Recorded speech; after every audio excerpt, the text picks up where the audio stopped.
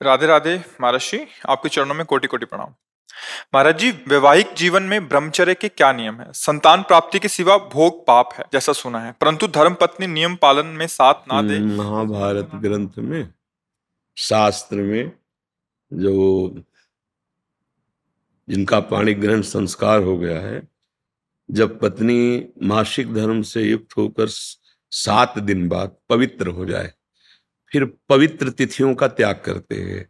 जैसे एकादशी है, या पूर्णिमा है, या भगवत जन्म उत्सव है, राधाष्टमी, कृष्ण जन्माष्टमी, रामनवमी, नौ दुर्गा आदि, इन पवित्र तिथियों का त्याग करते हुए महीने में एक बार, ऐसा शास्त्र सम।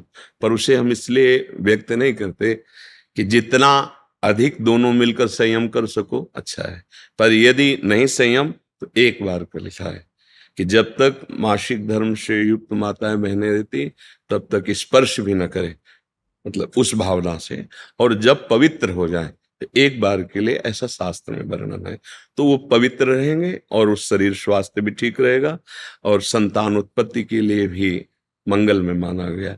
अब जैसे संतान हो गई है और हमारी वासना अभी शांत नहीं हुई है, तो ऐसा अन्य की तरफ न देखे, धर्म से चले, तो इसमें कुछ सुख है नहीं ऐसा अनुभव हो जाएगा। बहुत देखे, हम तो बिना पढ़े लिखे गांव के लोगों को देखा है कि एक दो संतानें हो गई तो घर के बाहर लेटने लगे परिवार से, क्योंकि वास्तविक इसमें सुख नहीं है। हमारा जो मन है जिस सुख की चाह कर रहा है, आप खुद देखो, गृहस्थ हो आप लोग, आपको हर बार एक नई तृष्णा जगती है, एक नया चाव भोगने का होता है, वो चिंतन के कारण। ऐसे इस शरीर से नहीं तो इस शरीर से, इस प्रक्रिया से तो नहीं इस प्रक्रिया, और उन प्रक्रियाओं को, उन शरीरों को भोगता है, पर फिर भी एक नई तृष्णा, मतलब सुख नहीं मिला। नहीं तो ऐसा ना जैसे हम प्यासे, पानी मिल जाए तो हाँ भाई तृप्ति हो गई, जैसे केवट जी कह रहे हैं, अब कछुनाथ न चाहिए मोरे।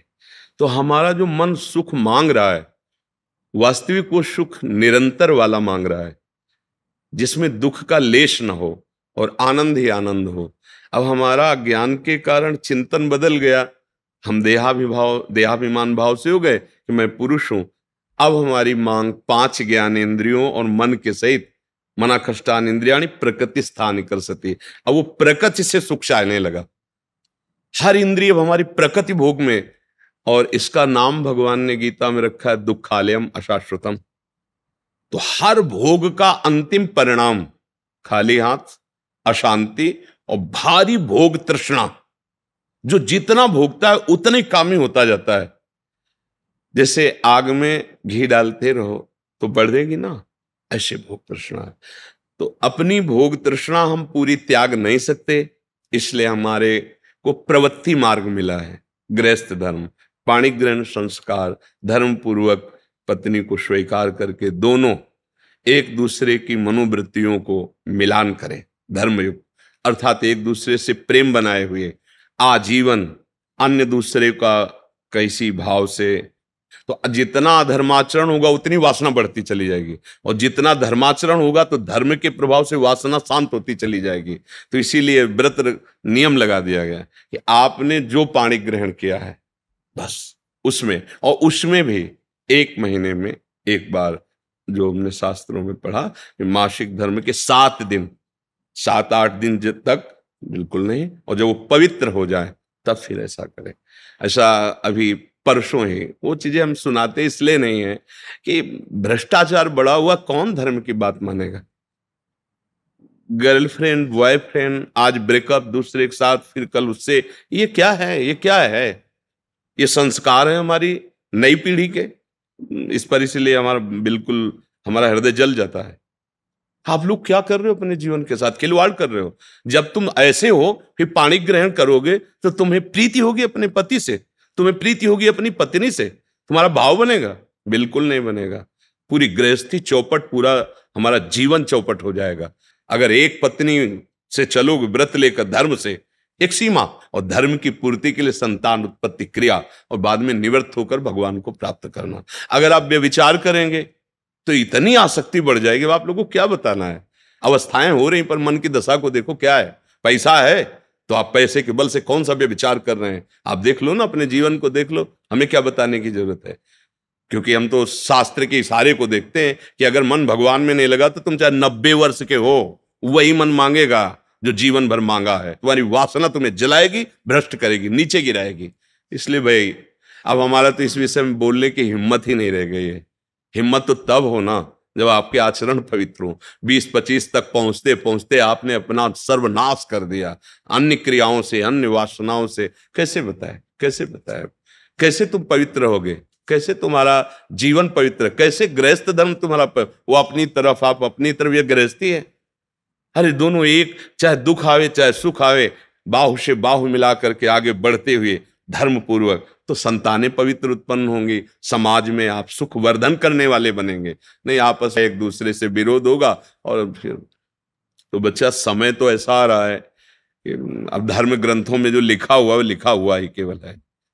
विदुर जी महाराज के वचन है कि जब स्त्री मासिक धर्म से पवित्र हो जाए तब पुरुष संतान उत्पत्ति की भावना से, अब मान लो संतान उत्पत्ति नहीं चाहिए, अब वासना है, तो अन्य जगह जाने की जरूरत नहीं है। आपने धर्म पूर्वक दोनों ने स्वीकार किया है, वहां कोई पाप नहीं होगा।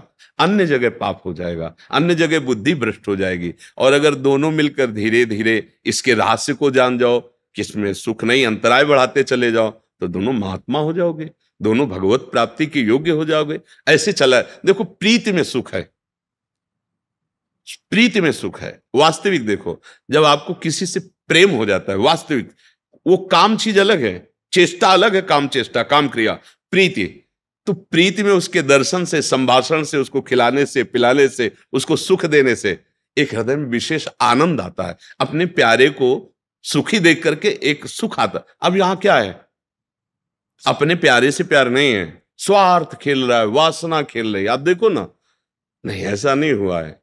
अगर ऐसा भी हुआ है कि पाणी ग्रहण संस्कार हो गया, फिर पति के पैर टूट गए या किसी तरह, तो पूरे जीवन तन मन से वो उसको सहयोग किया है और लोकों पर विजय प्राप्त की, पुण्य लोकों पर विजय प्राप्त। अब क्या आप स्वस्थ हो, आपके पास अगर उनकी मनोकामना पूर्ण करने लायक अर्थ नहीं तो वो आपकी नहीं, वो आपकी मनोकामना के विपरीत हो तो वो आपकी नहीं। ये कोई प्रेम है? ये कोई धर्म है? ये कोई बाजार की वस्तु है? आज का समाज, भगवान बचावे, हमारी मति गति के तो परे है, पर आप सब हमारे घर के हैं, आप हमारी आत्मा हैं, इसलिए हम सलाह देते हैं, जो हुआ सो हुआ, अब सुधार लो। ऐसे आचरणों से किसी को ना यहाँ शांति मिलेगी ना परलोक में शांति मिलेगी, बिल्कुल नहीं। ये सब अधर्माचरण है।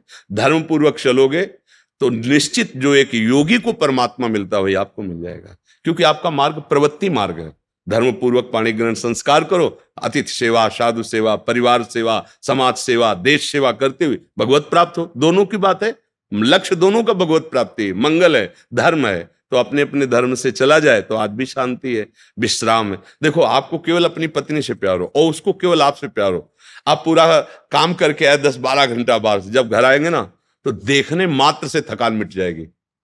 प्यार का एक व्यवहार, प्यार का एक वातावरण और संबंध नहीं, केवल आप देखने को पति पत्नी हो। तो जब थकित आएंगे तो आग तुम्हारे हृदय जल जाएगा। उसका अलग व्यवहार, उसका अलग व्यवहार, क्या जीवन। अब सोचो प्रवृत्ति स्वीकार किया तो क्या जीवन। अब वो कैसे स्वीकार करे आपको, या आप उसे कैसे स्वीकार करें? आपके पास पैसा है, दसियों लोगों से आपका व्यवहार है, अब मानसिकताएं बदल रही हैं बहुत बहुत। इसलिए अगर मंगल चाहते हो यहां और वहां तो होश में हो जाओ, नहीं हर कर्म का फल आपको मिलेगा। तो देखते हो ना, जेल में आ जाकर जानकारी करो तो आधे से ज्यादा लोग इसी में बंद हैं। तो जब यहाँ की जेल कानून, तो आपको परमार्थ का जो अध्यात्म का है जो निर्णय है वो तो दंड मिलेगा ही। ऐसा नहीं है कि जो मनावे सो कर लो। इसलिए धर्म से चलो, नाम जप करो, पवित्र भोजन पाओ। और ये जरूर ध्यान रखो, अगर आप अपने माता पिता की सेवा नहीं की, जो घर में वयोवृद्ध जन है, जो अब वास्तविक उनको आपकी जरूरत है, तो आप कितना भी धन कमा लो कभी शांति प्राप्त नहीं कर सकते। जिसने अपने माता पिता को वृद्धावस्था में दुत्कार दिया, उनकी सेवा नहीं की, कोई भी हो कहीं भी हो, उनकी जो पोषण वृत्ति तुम्हारे प्रति वो तो कभी साथ देगी नहीं। चाहे जितना वो कष्ट में, वो यही चाहेंगे मेरे बच्चा और बहू सुखी रहें। लेकिन सिस्टम जो विधान है वो आपको चैन नहीं लेने देगा। आपके बच्चों के ऐसे आचरण आगे होंगे कि आप जिंदा जलोगे हृदय में देख देख कर और अशांत रहोगे। बहुत धर्म से चलो, माता पिता साक्षात भगवान है। कैसा प्यार दिया है यार, मेहनत करके एक एक पैसा जोड़कर ट्यूशन पढ़ाया, पढ़ा लिखा, अब नौकरी मिल गई, और वो जो पूरा जीवन आपके लिए, अब वो आपको खटकने लगे हैं। नहीं, नया ब्याह किया, देश विदेश घूम रहे हो, उनको पानी की जरूरत है, खवाने पियाने की जरूरत, छोड़, कभी शांति नहीं मिलेगी। माता पिता की सेवा, हाँ धन कमाओ, खूब कमाओ, पढ़े लिखे हो, धर्म पूर्वक, पर नियम ले लो। अगर ब्याह ना हो तो ब्रह्मचर्य रहो, किसी को स्वीकार करो। भोग वासना है तो ब्याह स्वीकार करो, और जिसको स्वीकार करो, फिर अगर वो विपरीत भावना से निकल जाती है तो राधा राधा राधा तेरा मार्ग लग, मतलब मेरे भाग्य में विषय सुख नहीं है, अब मैं निश्चिंत होकर अपने माता पिता की सेवा करूंगा, जैसे भी बनेगा जीवन निर्वाह करूंगा, असत आचरण नहीं करूंगा। अगर फिर कहीं संयोग बन जाता है तो फिर उसे धर्म से स्वीकार कर लो, चलो कलयुग है, फिर स्वीकार। अधर्म आचरण नहीं, व्यभिचार फिर भी नहीं, क्योंकि वो तुम्हारी दुर्गति कर देगा। व्यभिचारी को कभी शुभ गति नहीं होती। और आज आज शौक है इस बात का, ये नरक की सर्टिफिकेट है। भगवान बोल रहे हैं, त्रिविधम नरकस्येदम द्वारम नाशन मात्मना कामः क्रोधा तथा लोभा तस्मात् दैत्येन तेज। काम क्रोध लोभ ये नरक की सर्टिफिकेट है। अगर अधर्म पूर्वक इनका भोग करोगे, जैसे आप अपनी पत्नी से, तो ये धर्म है। अगर अधर्म पूर्वक आप पत्नी से भी अपने अधर्म पूर्वक राक्षसी भाव में आ जाएं, तो आप दंड के अधिकारी, यहां भी नहीं अधिकारी, वो जाके शिकायत करे तो आप ये कानून दंड देगा ना। पत्नी है पर आपने राक्षसी प्रवृत्ति का अगर प्रयोग किया तो यहां भी दंड है, तो आप भागवतिक दंड से कैसे बच जाएंगे? बहुत सावधानी से। काम क्रोध मद लोभ सब नाथ नरक के पंथ। ये पैसे के बल से, प्रभाव के बल से व्यभिचार प्रवृत्तियों में उतरना मानो नरक की सर्टिफिकेट। तुम्हारे कर्म तुम्हारे ऊपर लागू हो जाएंगे। आप भले सुधर गए हो, पर वो जो बोया है उसको काटना पड़ेगा। अवश्य में भोक्तव्यम। इसलिए भाई बहुत होश से, भगवान की कृपा है कि हम आप मिलकर धर्म शास्त्र की वार्ता कथन श्रवण कर रहे हैं, तो इसको व्यर्थ न जाने दें। अभी तक जो भूल हुई हुई, अब आगे हम संभाल लें। अगर आगे संभाल लेंगे ना, तो सड़ा गोदाम पीछे करके नया माल लगा दो, वो खत्म हो जाएगा। ये नया है, मंगल कर देगा। हमारा जो गलत आचरण वो हमें बख्शेगा नहीं। अगर भजन नहीं किया, सत आचरण में नहीं चले, माता पिता का दुलार जो हमें मिला उसका हम परोपकार, हम कृतज्ञता, उनको वैसे ही दुलार करें। अब वृद्धावस्था आ रही है, हम इसलिए बोल रहे हैं कि बहुत से उदाहरण हमारे सामने हैं। अब वो शौच चारपाई में ही कर रहे हैं, कोई उठा, नौकर थोड़ी करेगा। नौकर तो क्या बर्ताव करता है, आपको जैसे आपको दुलार उन्होंने किया था, अब अवसर आया है, आप दुलार कर लो, निश्चित मंगल हो जाएगा। लोक परलोक सब बन जाएंगे। धर्म से चलो, नाम जप करो। श्री हरिवंश महाराज जी, आपके चरणों में कोटि कोटि प्रणाम। महाराज जी, मेरा प्रश्न है कि ईश्वर ने जीवों को बनाया ही क्यों? जब वो स्वयं ही सामर्थ्यवान है, तो फिर जीवों को पहले समझो, जीव नाम की कोई वस्तु ही नहीं है। जब आप क्यों शब्द कहोगे तो फिर शास्त्र सिद्धांत अगर कभी सुना हो, पढ़ा हो, तो समझ पाओगे। ईश्वर के विषय में प्रश्न करने के लिए पहले शास्त्र स्वाध्याय करना चाहिए। अच्छा, नहीं किए तो फिर संतों की बात मान लेनी चाहिए। उसमें क्यों क्यों क्यों नहीं लगाना चाहिए, क्योंकि श्रद्धा विश्वास के बिना ज्ञान नहीं होता। श्रद्धावान लभते ज्ञानम। भवानी शंकरो वंदे श्रद्धा विश्वास रूपिणो याभ्याम बिना न पश्यंती सिद्धा स्वांता स्तमीश्वरम। यदि श्रद्धा विश्वास नहीं है तो फिर आपके कोई प्रश्न का उत्तर हो ही नहीं सकता। अगर श्रद्धा विश्वास है तो मान लो कोई जीव नहीं है। जब सृष्टि प्रकट हुई तो उस भगवान के श्वासों से वेदों का प्रादुर्भाव हुआ। वेद के कोई रचयिता नहीं, जैसे भगवान श्री कृष्ण द्वैपायन व्यास देव जी है ना, ये वेद जो है उसका विस्तार किया है, रचा नहीं है।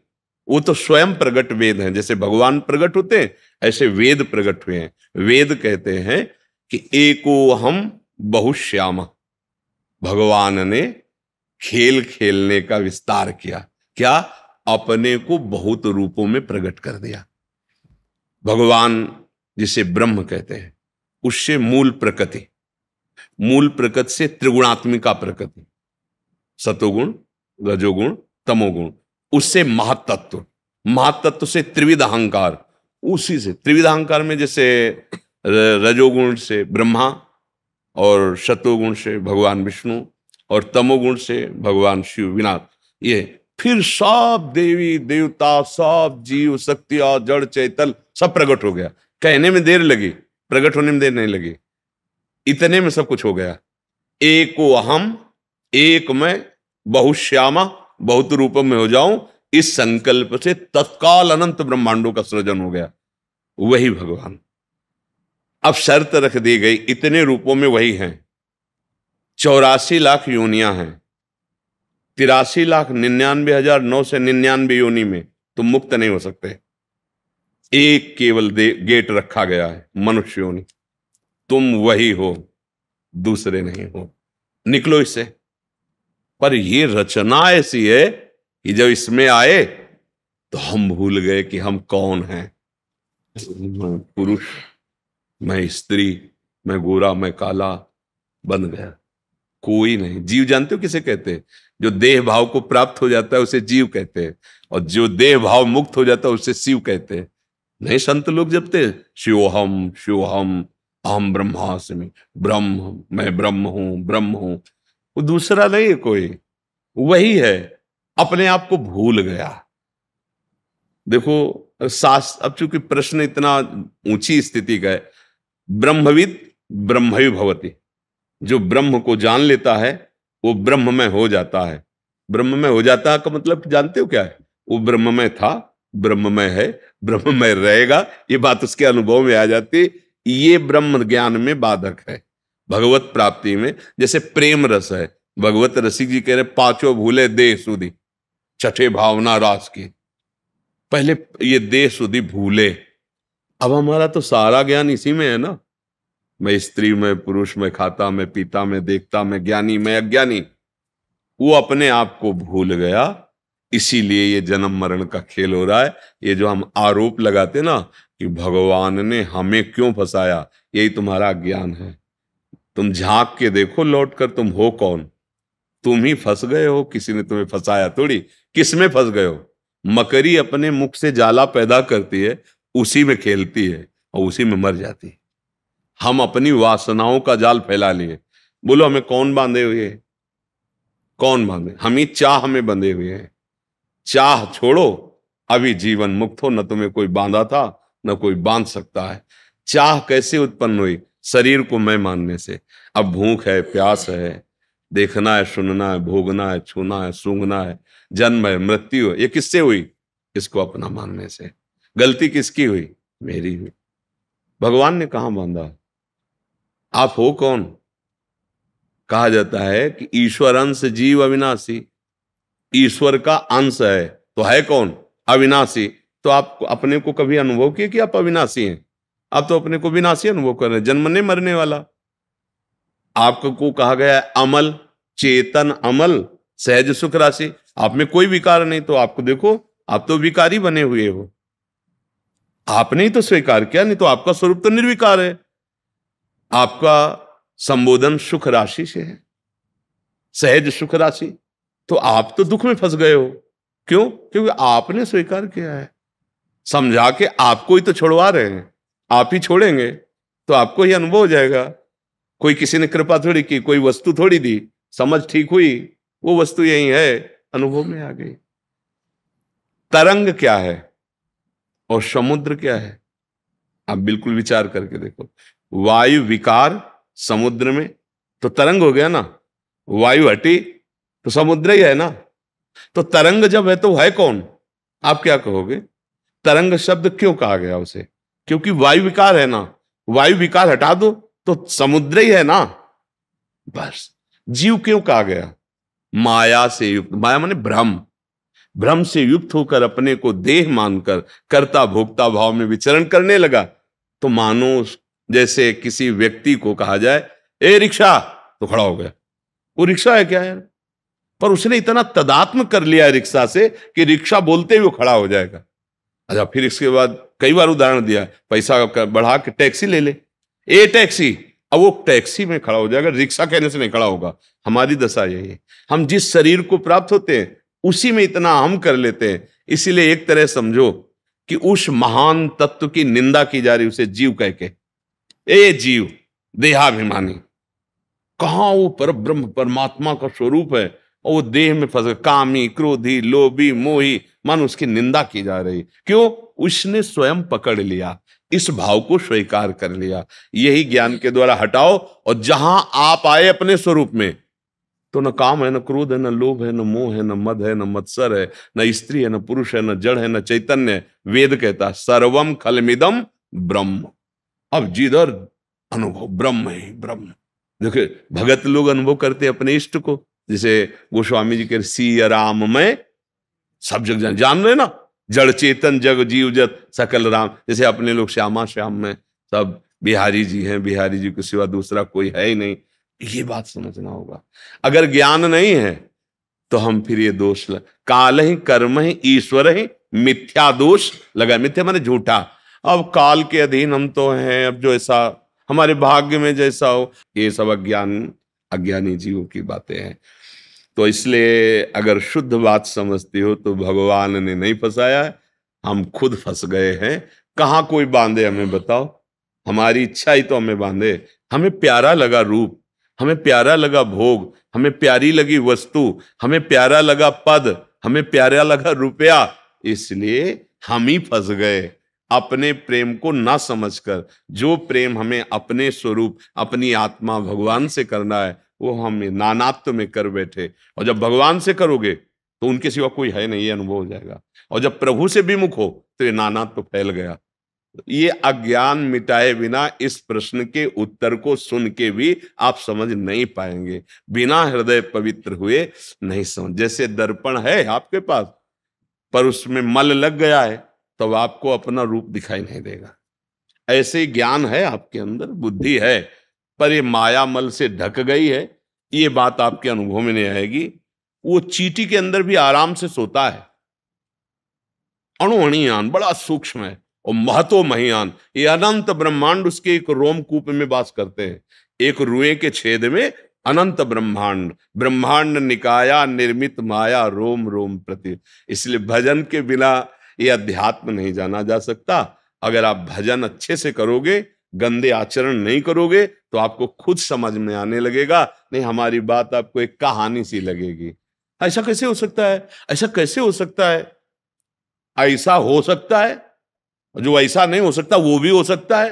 जो ऐसा कभी नहीं हो सकता वो भी हो सकता है। कर तुम अकर तुम अन्यथा कर तुम सर्व समर्था सा ईश्वरा। अभी जाने क्या हो, जहां सुई का धागा नहीं जाता वहां से ब्रह्मांड पार कर दे, उसे भगवान कहते हैं। वो इतना सामर्थ्यशाली है। इसलिए बहुत बहुत बहुत होश में तही। एक बार सुदामा जी महाराज द्वारिकाधीश से फिर बार बार मिलने ही जाते थे, तो एक बार समुद्र स्नान करने जा रहे थे। तो सुदामा जी ने कहा, प्रभु बहुत ऋषि मुनि कहते आपकी माया बड़ी विचित्र है, बड़ी भयावह है। अब हमको दिखाओ तुम्हारी माया है क्या? माया क्या है? भगवान ने कहा पहले समुद्र में स्नान कर लेते हैं, फिर बाद में बैठ के बात करेंगे। सुदामा जी और प्रभु ऐसे पास ही पास डुबकी मारे। जो ही डुबकी मारे तो सुदामा जी ने देखा कि एक राज्य में पहुंच गए। बड़ा सुंदर नगर है। सुदामा जी का स्वागत हुआ, बड़ा सुंदर रूप। राजा ने माथा रख के प्रणाम किया, आओ महाराज। हमें बड़ा अच्छा लग रहा है। और राजकुमारी इतनी सुंदर। बोले महाराज बस हम वर ही खोज रहे थे, आप जैसा वर भगवान का भक्त, हम तो निहाल हो गए। हमारी कन्या स्वीकार को, उनकी स्वीकृति की जरूरत नहीं, जबरदस्ती ब्याह हो गया। महल और सब हाल, कई लड़का बच्चा हुए। बाद में पत्नी मर गई, 10वें वर्ष व्यतीत हो गए। पत्नी जब मरी तो वहां का धर्म था, राजा ने बताया कि जैसे पूर्व में अपने यहाँ पति पधार जाए तो पत्नी सती हो जाती थी, वहां अगर स्त्री पधार जाए तो जबरदस्ती पुरुष को जलाया जाता था। तो अब चिता में बांध दिए गए सुदामा। अब लगा कि जिंदा जला दिए जाएंगे, तो बड़ी जोर से पुकारा, हे श्री कृष्ण रक्षा करो। तो भगवान ने ऐसे उठाया समुद्र से, बड़ी लंबी डुबकी मारी। बोले प्रभु अरे यहाँ ब्याह हो गया, लड़का बच्चा हो गया हमको। बोले अभी हमने जो डुबकी मारी थी अभी दोबारा नहीं मारी है, तुम्हारे उछरने को देख रहे, इतने में देख लिया। इतने में क्या देख लिया, ब्याह हो गया, लड़का बच्चा हो गया, ये है माया। कुछ जैसे स्वप्न में हम देखते हैं ना, कुछ नहीं होता, पर जगने के बाद अनुभव होता, स्वप्न में तो अनुभव नहीं होता। ऐसे ही वर्तमान में हम माया ग्रसित बुद्धि से हैं, हमें सब सत्य दिखाई दे रहा है। जब ज्ञान हो जाएगा तो सच्ची मानो आपको भी ऐसा अनुभव होगा। पर बिना, जैसे स्वप्न में कोई चाकू मार रहा है, अब उसको आप बचा नहीं सकते बाहर से, कि आप न जाने कितने सैनिक बुला लो, जो चाहो कर लो, आप उसको नहीं बचा सकते। वो कैसे बचा लें, बस जगा दो उसको, अब न चाकू है, न मारने वाला, न मरने वाला, कुछ, वही अकेले था। शरीर ये पड़ा हुआ है सैया में, कहीं कुछ नहीं, बड़ा ऐसी रूम है, पर चाकू पूरी गले में घुस रही थी और वो रो रहा था, मर रहा था, भयभीत हो रहा था। कुछ नहीं, बस जगा दो उसको, कोई औषधि की जरूरत है।